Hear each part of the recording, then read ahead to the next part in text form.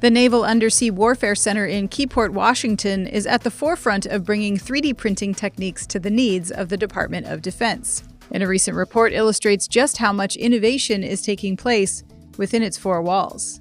NUWC Keyport leverages its Manufacturing Automation Repair and Integration Networking Area Center, a facility that looks to use additive manufacturing and repair in a sandbox environment, according to Bryce Weber, the technology manager of the Rapid Prototyping and Fabrication Technology Division.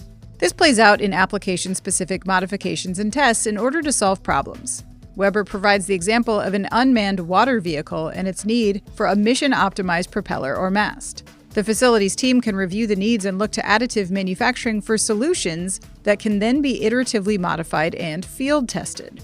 So far, the location has produced parts including testing and training devices that aid work at naval shipyards, and even in submarine programs.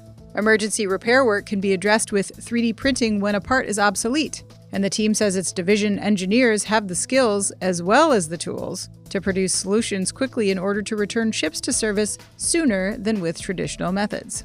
And while non-critical components can be printed on-site using thermoplastics, the facility is also equipped with polymer-based materials that can make parts to withstand harsh underwater conditions or stand up to the demands of a tactical system. The team has diverse skills in order to evaluate the parts based on their material specs and performance needs. And according to Weber, the team at NUWC Keyport isn't afraid to think outside the box, adding that they're really good at providing the best fit solution that meets applied engineering requirements, whether it be a technology like additive manufacturing or even a conventional one, or a merger of the two.